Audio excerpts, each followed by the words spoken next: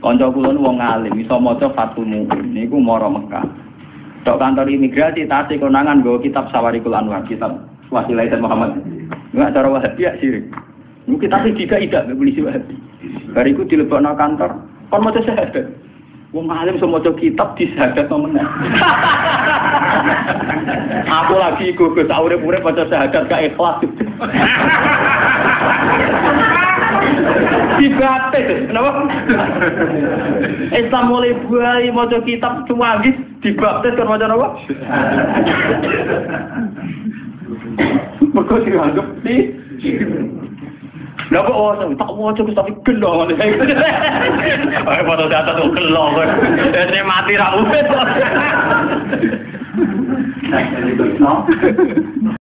Gus, kula nanti ditakoki dia.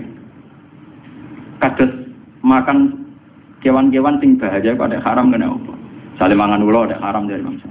Ya biyen aku itu mau apa nanti haram. Juga di halal kan malah lontek malah ramah kewan berbisa. Penak sih. Ya misalnya tikus halal kan gak ono wabah tikus kan. Ya penak jawab.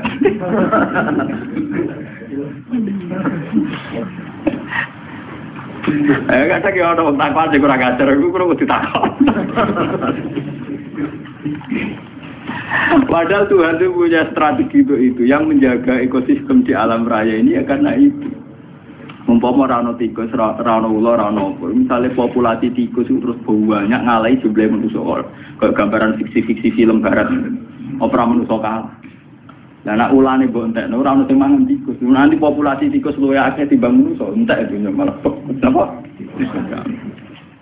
Tapi tak halal kok tak pangan. Lho jumlahe ku luwih akeh, mergo ora ono sing mangan. Wis kadung luwih akeh kowe sing dipangan.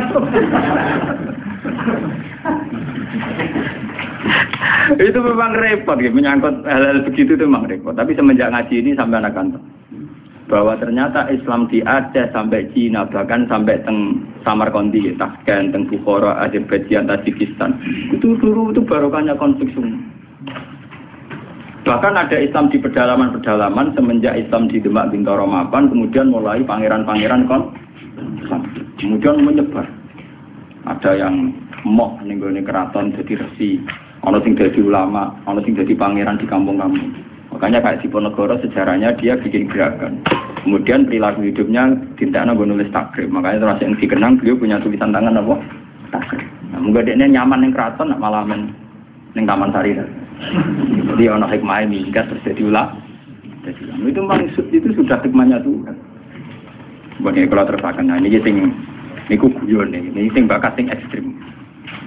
Kembali lagi. Lah kenapa orang-orang khawarij, orang-orang soleh itu kemudian secara kriteria masuk surga harusnya masuk surga karena mereka sholat, mereka soleh, mereka ibadah. Tapi ketika mendekati Haudur Rasul, ya mendekati Haudur Rasul, pas diundang Nabi mau masuk haud, dielingno pengiran mat innahum qad ahdatsu ba'da. Mereka itu orang-orang kriminal yang bikin tragedi setelah periode kamu Muhammad. Mereka orang-orang kriminal yang bikin tragedi setelah periode kamu. Tapi saya kenal mereka ya Allah, mereka juga kenal saya. Tidak, harus diusir. Ternyata dosa terbesar mereka adalah tahlilul dam, mudah mengalirkan darah. Justru atas nama agama. Mulane kula nyuwun teng pengajian niki, apapun kondisi kita, wis akeh ra cocok mbek wong ya wis ra. Pokoke jangan mudah vonis atau menfatwakan halal darah. Kalau kira cocok wong nganti sudul langit asal ijek Islam utawa kafir dini utawa kafir sing gak harbi wong ra jelas. Jare kula gudeng wong piye wis pateni ya. Rasa dipateni ya mati dhewe. Pokoknya hindari hak mudima, sesuatu yang berbau menghalalkan darah harus napa? Karena kita ini sudah kenyang dengan tragedi-tragedi kemanusiaan atas nama napa? Agama. Lah sampeyan ada nonton TV ini. Rompak-rompak Somalia itu nang masjidnya mewah-mewah, mergo kampung Islam. Mergo ngerompakku itu aja digo revolusi gawe negara napa? Mari lah kempro-kemproan. Banyak tragedi-tragedi yang mengatasnamakan apa? Islam. Mergo terminologi agama kan kalau orang salah paham kan gitu. Cara bahasa dunia rampok. Misalnya dalam bahasa agama disebut ghanimah. Engkau cara terminologi dunia mengatakan itu bojone wong, cara agama kadang diarani amat. Artinya apa? Agama bisa menjelma menjadi anarkis di tangan orang-orang yang tidak tanggung jawab. Paham ya? Karena ada kesamaan istihad. Enggak tuh, sekali diarani gonimar, makanya wong liya oleh tidak, lo nggak masalah. Paham ya? Sehingga mereka ya makanya banyak cerita-cerita ekstremis Islam yang kemudian berversi polisi pernah garong di toko emas ini, pernah ini itu. Karena mereka sekali meyakini satu keyakinan, nganggep ngono iku goni. Ngeri. Misalnya pemerkosaan terus dianggap amat repot. Ana kerusuhan Mei terus anggap kerusuhan. Itu kan repot. Makanya nggih kula setuju model Islam sing familiar, Islam sing sederhana. Kula nganti mati mboten seneng Islam sing aneh-aneh, sing ekstrem. Anu kula salat sunat yo rapati, apa kula seneng Islam sing umum, pokoke Islam minimalis. Kula nganti mati seneng. Kula nek ada bojo kula, aku ora seneng kok, misalnya bus warga perkara kakean salat sunat ora seneng. Selain kesel yo repot. Aku ben mlebu swarga iku mergo pangeran niku bah Islame kok sederhana, iku apik kok jaga stabilitas. Kok jaga apa? Kok repot. Marudin rahmat Allah Jembar mbus warga kok syaratnya kok repot. Nek kadung rahmat Jembar mbus warga sing syaratnya mini.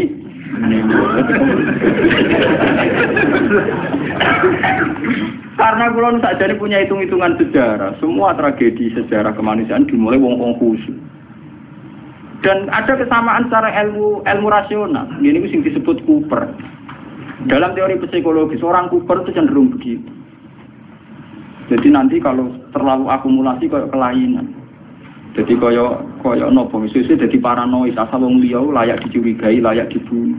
Itu orang-orang soleh. Ya karena memang secara kasat mata Ali itu melahirkan kegaduhan, Muawiyah melahirkan kegaduhan. Tapi kenapa fatwa mereka kemudian halal darah? Dan sampai kita akan ngalami tuh, misalnya Pak Guyuban Betawi mengusir Gus Dur ke Jakarta, terus siapa mau naburi Gus Dur dia itu kan ya selain tidak Islami juga repot. Kalau tidak cocok ngapain dibiarkan? Toh tidak usah dibunuh juga nanti mati misalnya kan masih bisa disilahin.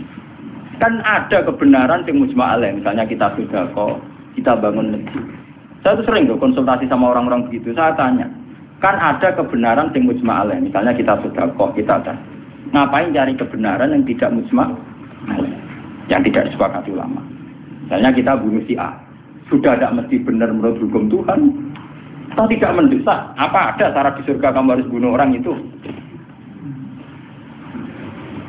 Jangan-jangan karena nafsu. Kan enggak mendesak. Nah kalau sampean tanya, tapi dulu zaman sahabat kan sering bunuh-bunuhan zaman perang. Perang itu beda dengan membunuh. Perang itu gentleman, ada depan. Dulu sahabat ngadepi wong kafir ada depan. Nah kalau membunuh menikam dari belakang itu enggak perang, enggak bunuh-bunuhan, kamu bunuh sepihak. Wong lagi kongkong-kongkong kok patahin. Ada tunggal, mana depan kerawani. Perang itu kan ada depan. Makanya yang dialami Nabi dan sahabat itu perang, bukan membunuh.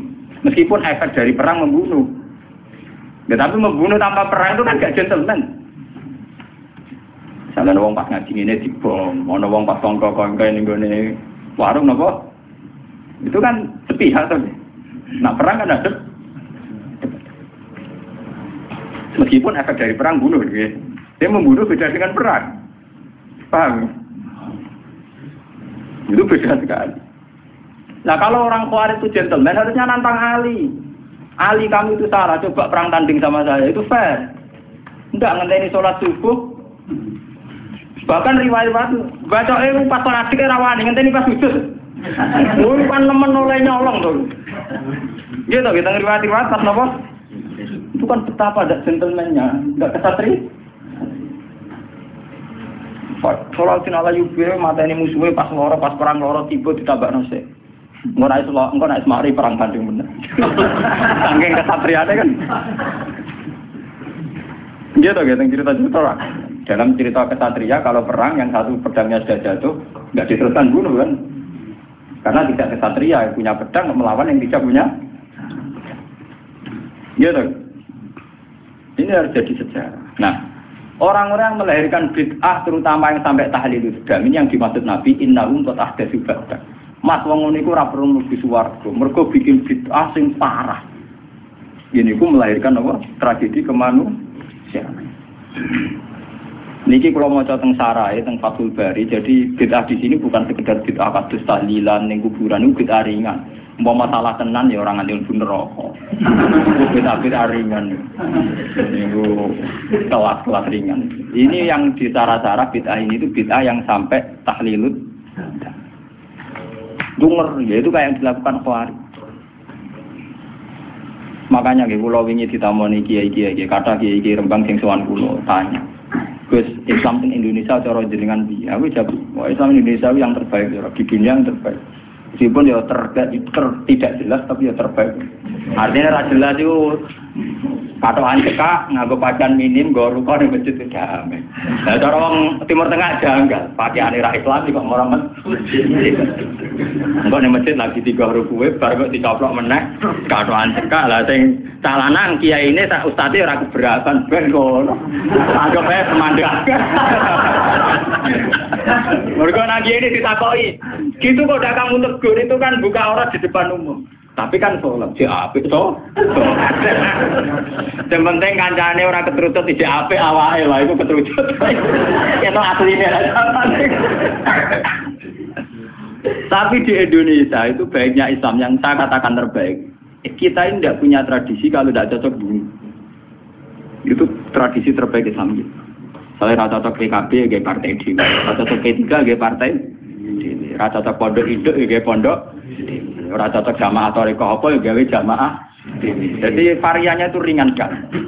Dan itu melahirkan berkah, akhirnya ono tes berkeliaran di pakanan dan sebagainya itu tidak apa-apa. Gue kalau ngomong jujur itu bagus. Kalau di Timur Tengah tidak ada. Yang namanya kelompok Kurdi ngelawan Saddam ya bunuh. Saddam merespon Kurdi juga bunuh. Ikhwanul Muslimin di Mesir juga begitu. Di Khartoum, di Sudan, di Darfur, di mana-mana begitu. Di Somalia begitu. Islam Indonesia kok. Nah, kalau ngerti kandang ini tiang Gus, wonten kiai buat cocok jenengan. Nah, wong Indonesia tuh, nggih wah cocok ya. Paling gremeng tok. Jajal ora cocok wong Kurdi. Nggih to, utawa Muhammad. Itu ngeri. Yasir Arafat itu punya menulis buku. Yang semangat bunuh saya itu bukan sekedar musuh-musuh dari Israel, tapi dari kelompok Islam garis keras tuh ya semangat sekali ingin bunuh. Nah, itu tulisannya Yasir Arafat. Ya kita memang nggak antian, tapi tidak bisa jadikan model. Kita respect sama perjuangannya Hamas, Ikhwanul Muslimin dalam banyak hal mungkin kita cocok. Tapi itu tetap kita punya budaya sendiri. Ya kita punya budaya apa? Ini budaya yang gremeng ini. Daripada ada diudur gremeng rapopo, teman-teman gak mati? Tidak apa-apa. Kalau mau catat sarah-sarah ngoten. Semua bentuk hak nudima, semua bentuk pencegahan terhadap aliran darah, mengalirnya darah itu harus dibela. Dan itu syariat Islam tertinggi. Buktinya Rasulullah ketika ditawari kafir Quraisy untuk damai, dikenang sebagai sulhul Hudaybiyah. Berarti Nabi kalau perang sudah mentok, tidak ada perdamaian, tidak ada perjanjian. Selama masih mungkin tuh Nabi tidak senang. Makanya ketika kafir Quraisy minta satu perjanjian, ya dituruti sama Nabi sulhul Hudaybiyah. Dulu ketika di Madinah ada piagam Madinah juga dituruti. Jadi perang itu sudah mentok. Islam berusaha semaksimal mungkin supaya perang itu tidak ada, pertumpahan darah tidak ada. Jika dalam fikih ada disebut kafir zimmi, kafir mu'ahad, kafir musta'man. Itu orang-orang kafir yang nggak boleh diperangi karena statusnya tidak harbi. Fikih itu hanya membolehkan perang sama kafir yang memusuhi Islam. Makanya ya waktu ruhum ya kalau mereka merangi waktu juga memang itu akhirnya.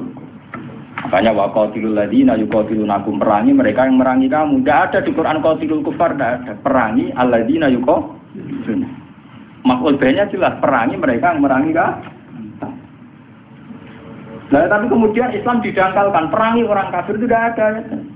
Yang ada perangi mereka yang merangi kamu. Dan usirlah mereka yang mengusir kamu. Wa akhrijuhum min haitsu akhrajuhum. Itu jelas sekali aturan lainnya apa? Sehingga disebut perang karena berhadapan-hadapan, bukan bunuh nilep. Itu beda sekali kan, bunuh musuhnya pas turu dipateni, pas sujud kok sing sinali. Jadi andai kan orang Khawarij itu tidak cocok Ali terus, ya Ali tak tidak cocok kamu ya perang tanding apik, gentle. Kaya Ali rata tok Amr bin As tidak perang tanding. Amr bin As itu panglima terbaiknya Muawiyah. Rata tok Ali tidak perang tanding. Mergo Amr bin As ngerti Ali senengane perang. Tapi Ali kan di pengapesan. Disebut karoma wa wajah itu jarine mergo ora tau roh aurat. Kamane ora tau roh aurate wong liya. Bareng Amr bin As mek kalah terus udah mlayu Ali.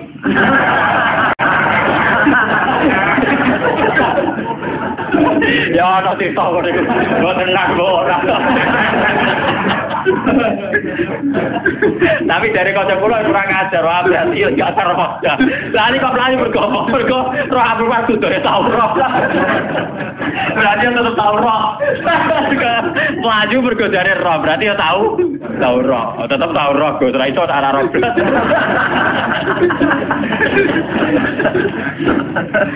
Maaf ya udah kurang ajar.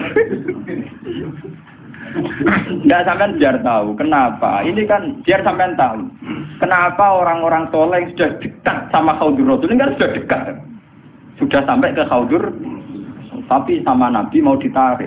Ayo ikut masuk. Terus sama Allah dicegah jangan boleh ikut. Karena mereka melahirkan tragedi setelah kamu, Mas. Itu tragedi itu dimulai setelah kabudutnya Sayyidina Ali, Amr bin As. Ya, diteruskan kabudutnya Sayyid Husain. Ya, habis itu terus sampai periode Timur Leng. Timur Leng malah lucu meneh.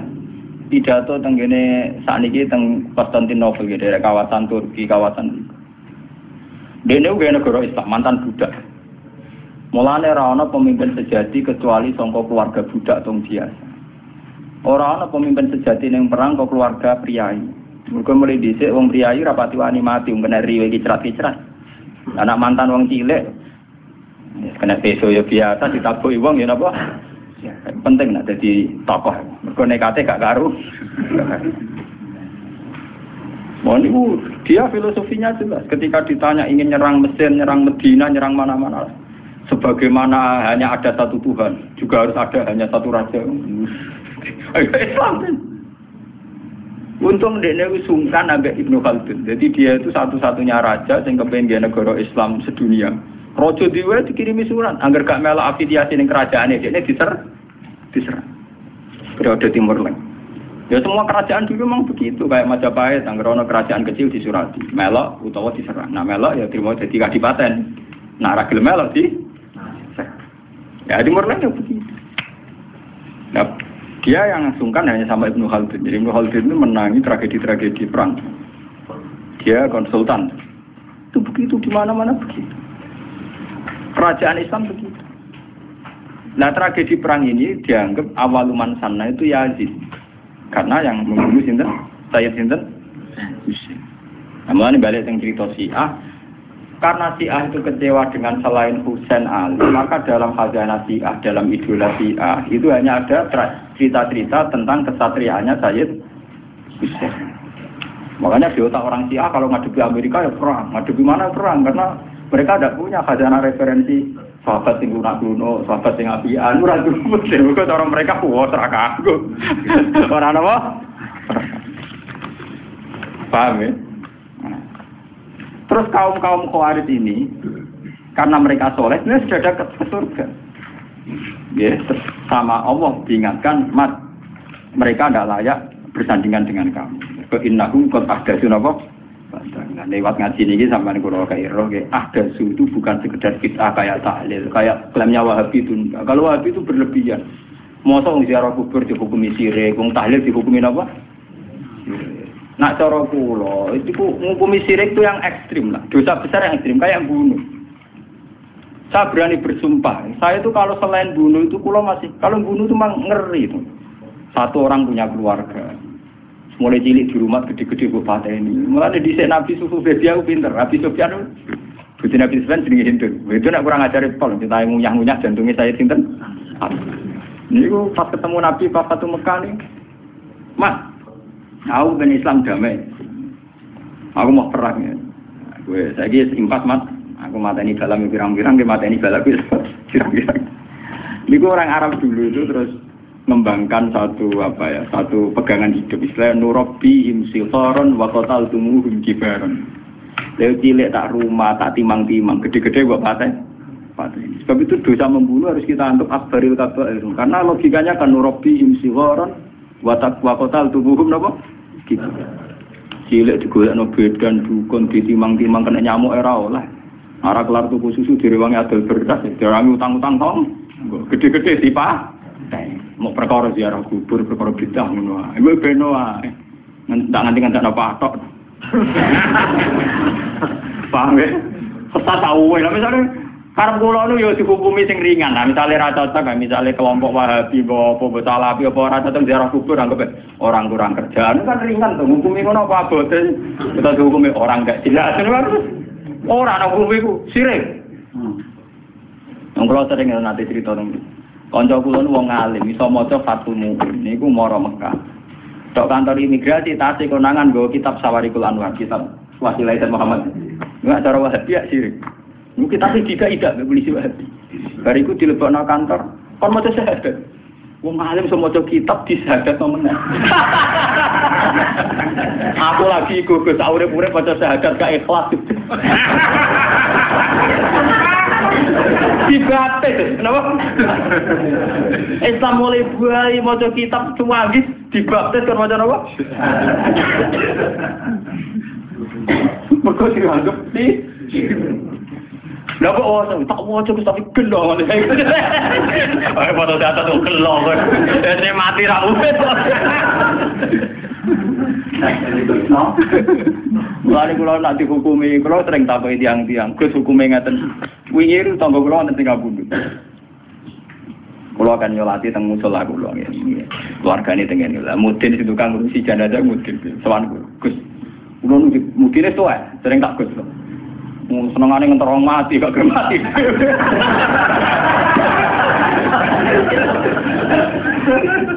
Akhirnya bakalan kula, sering sowan kula. Niku kancane bapak. Sering dipanggil kok. Gak tak mati aku lah emang dadi mudin nek mati malah lara.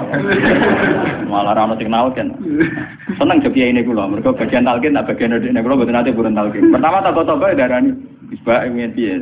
Dadi tak kandhani. Kabeh aku mudin mari nganggur. Tapi kula kan suwen, keluargane kondo. Engko jatah tamu gak mudin.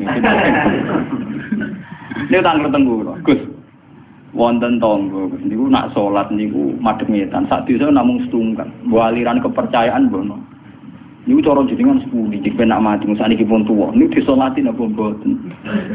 Oh nek jenengan takoki salat ra salat iku ringan, penting aja takok wis sirik ta ora. Ning arepe wong akeh lho, Jom. Nggih kata ngomong sing semangat darani sirik nggih kan. Wong aku paling ra semangat darani hukum sirik ambek ra. Sirik. Ana salat ora salat ringan. Saya ngungkumi rasa solati, maksudnya rasa solat kon anak ya bentuk. Karena keekstriman itu memang ya nyun saya itu tidak sependapat dengan Wahabi itu. Wahabi itu paling gampang pakai terminologi ini sirik, ini sirik gitu. Boleh bilang aja kayak ahli sunnah. Ahli sunnah itu kan ringan kalau ngukumi orang. Gendul, fasek itu kenapa? Gendul. Jadi arah tasak baik uang, misalnya uang tukang zina hukumnya fasek gendul. Misalnya uang tukang garang penjahat, dan kayak gampang. Wong tukang dino, wah WTS lonte, pokoknya dia mau ngukumi sirik, akhirnya di istilah wadah, malah ada sunnah sepakai istilah wadah.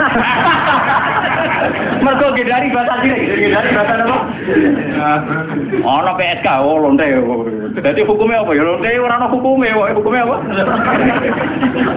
Wong tukang maling penjahat, bajingan, wong najilah betul.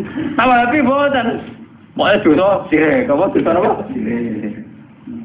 Padahal lagi hukumi sirik itu keputusannya Tuhan ekstrim. Mergo inna wa la yaghfiru ayyushraka wa taruhane sirik itu dosane ra kena disebut. Lah nek dihukumi liyane sirik kan mlebu wa yaghfiru maduna. Lumayan. Lari jawab ora ngoten. Nah sampean takokane urusan salat cara salat iku tak jawab gampang. Nek keyakinane sampean sampean ra gelem nyolati ora usah salat. Buatan kesekolah harus jenengan, nah jenengan dimenyolati kalau menyolati nak beten, nah kan ringan, nah ringan cocok kalau, pokoknya aku jadi kiai yang fatwane yang bagian ringan. Aku tadi nak teng daerah-daerah saya kadang misalnya sisa-sisa aliran Dharma Gandul, aliran Kejawen, macam-macam atau sekuat atau sehingga setelah ada Islam pun ya masih banyak. Dulu itu kayak agama Shinto di Jepang, terus di Iran sendiri ada Azdajirda, ada agama Ahroman Yazdan. Itu dulu kan menjadikan matahari itu tolok ukur. Karena matahari itu adalah dianggap sinar dunia. Makanya sejarah Ibrahim melawan kemusyrikan yang kaumnya, dia falamaro asam tanoko bazikotan, melawan penuhanan matahari. Nah dalam teori kayak di Jepang, di mana-mana itu kan matahari dianggap sentral. Sehingga dulu itu ukuran sholat itu yang ngadep matahari atau tidak. Ini sejarah. Paham ya? Karena matahari dianggap sentral. Dianggap kayak semi Tuhan sentral ya. Sebab itu ngendikane Nabi ojo sampai sholat ketika matahari baru terbit. Juga jangan sholat ketika matahari mau terbit. Saking susahnya Nabi melawan tradisi mendewakan matahari. Sampai Nabi ngendikan fa inna huma qarnas syaitan. Fa inna hatatlu qarnas syaitan. Karena sudah mendarah mendaging dulu orang ketika periode sebelum Masehi sampai setelah Masehi menganggap matahari itu sumber sinar, sumber segalanya, sumber kehidupan. Sehingga dulu orang itu kalau orang Arab, ini malah kan orang Arab pun nak ngitung nganggo srengenge. Iku ketok nak wong Arab yo jahiliyah tenan, jenate syirik tenan. Orang Arab itu kalau darani timur itu kan masyrik. Nak darani kulon mas. Terus nak darani napa mriki putih? Kidul. Kidul iku napa janubi. Napa? Janubi. Sing kiwa napa? Simas. Iku nunjukno nak kemungkinan apa dalam otak orang Arab itu bayangan wong madhep ngetan. Sehingga ngukur ukuran itu begitu, masyrik, maghrib, terus ini apa? Mereka umpama bayangan wong Arab itu madhep ngalor to ngidul, jadinya tidak begitu. Kok balen iki? Umpama wong Arab bayangannya madhep ngalor ngeten maksudku. Itu kan berarti sini itu kena maghrib, sini kena maghrib. Tapi wong Arab kan carane ngukur kan begini. Jika sana punya nama maghrib, sana punya nama maghrib. Terus ini itu tidak punya nama. Namanya ini Janubi sama apa? Intinya orang Arab kan bayangannya wong nek madhep ngulon madhep ngetan itu. Paham ya kalau maksudnya? Artinya mereka menghadap matahari kan? Lah menghadap dalam sebelum ada agama tentu dengan arti nyembah atau mendewa. Paham ya? Paham ya? Itu sejarah. Jadi nganti bahasa Arabnya ketok dimulai kok bayangannya wong madhep ngetan. Ya madhep pinter. Mulane Islam antipati ana salat kok. Wae medune srengenge utawa wae diurupe. Utawa wae srengenge ning tengah. Lho Nabi sing dilawan ku ukuran srengenge kan. Kau oleh salat pas srengenge metu. Surup ya ora oleh. Pas ning tengah-tengah. Ya. Mane kula seneng kula kepada ulama kok aku sing rapati salat iki. Aku semangat duha malah tengah itu aja mbak setan. Mun kula hitung, kadang-kadang kanca-kanca padha kiye ini tak hitung. Secara syariat napa? Tak hitung. Dasar cocok. Ini pun nunjukno betapa yang namanya matahari itu dianggap sentral. Jika sisa-sisa aliran-aliran kepercayaan sing dewakan matahari itu kan. Ya ini bersamaan roh sejarah. Sebab itu Nabi juga melawan dengan cara itu. Zaman Nabi Ibrahim ngoten falamar asam tabazi wa tangqala hadza rabbi hadza. Ketika era Nabi Muhammad ngaramno salat fil awqat al makruhah, batasannya matahari semua. Alasannya Nabi nopo? Fa innahuma tatlu'u qarnas. Iku bareng ambek selerane setan. Cara iki iku ana manane iku pas setan ngetokno sumune, ngetokno kedikjayaan. Jadi setan memprovokasi manusia. Delok oleh pentingnya matahari. Delok oleh betapa matahari menjadi sentral kehidupan. Delok oleh matahari sebagai yang segalanya. Nah, karena matahari itu diposisikan demikian oleh wasa itu setan, orang terus menghadap matahari. Pas menghadap, karena belum ada agama, tentu dengan arti menyembah atau mendewa. Nah, Islam itu jangan sampai mirip-mirip kayak. Nah, caranya mirip belas. Oh, coba sholat. Ada gue ngopi, tandung nggak empuk, pokoknya. Paham ya? Jadi orang gunanya santri-santri negeri itu rokokan. Bendoromu yang haram Allah. Wong haram liyane ya pirang. Cara baca kula ngoten. Gus kula tep rokok. Lah jare mu'i rokok haram. Ala Gus sing haram ra rokok tok bodoni ya haram to wong itu haram. Wis biasa Gus kalori haram. Malah parah. Sing haram ra iku tok. Apa yang kena aliran-aliran sesat itu Pak. Paham ya, jadi waktu ngaji ini sampai ngerti. Jadi saya mohon ya, kalau ngaji bertaruh tenan di depan Tuhan. Kalau istikharoi, kalau pikir, kalau bikin paket ini, kalau istikharoi, kalau pikir. Memang bid'ah itu tinggal satu saja, nah, kita harus jauh. Yaitu gampang tahlilut. Ustaz sampai stand gremeng ya lah. Nara cocok di gremeng itu ngerasani ngajak bolo-bolo, itu ringan-ringan. Misalnya cocok bertua mantu, rasukuat, ora jelas, itu kan ringan tuh. Misalnya mbak kiai partai ini itu, maksudnya piye kok milih partai? Maksudnya raja saya jelas ora melok ngakoni kan jelas. Kanggo sing nglakoni ya jelas hitung-hitungane to.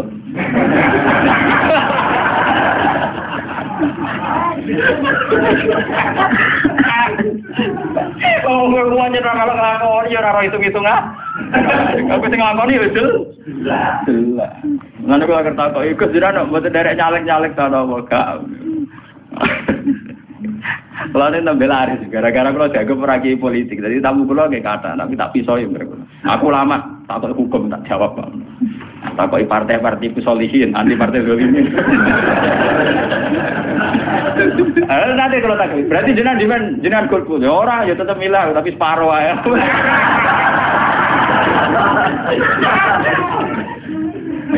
Tahu? Separuh. Pun kalau terus nongin. Eleng-eleng ya, inna bukot ahdatu. Padahal orang-orang itu sing disebut Nabi laya ridu alaiya sopo akwamun piro-piro kaum a'rifuhum wa ya'rifu. Mereka saya tahu dan mereka juga tahu tak? Iku wae akibatnya sumayu halu baini wa baik. Itu ngendikane ulama teng sarah-sarah itu karena mereka mudah tahlilun. Sampai jangan terprovokasi sama bid'ah di luar tahlilun itu ringan. Ringan. Wah, ada akibat popo, tadi udah ngeri tuh. Masa Rukin kiri lah, bupati ini terbujurnya kelaparan tuh. Zaman anak bujurnya sering kelap. Malah bupati ini.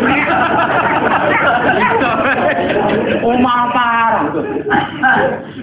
Zaman kita agung di lanangnya sering kok. Parah pak bupati ini. Harus ini repot temen-temen barang malah repot. Soalnya ini pesawat lagi untuk orang ganti ini. Tapi kan gak mungkin ini. Beri Al-Fatihah.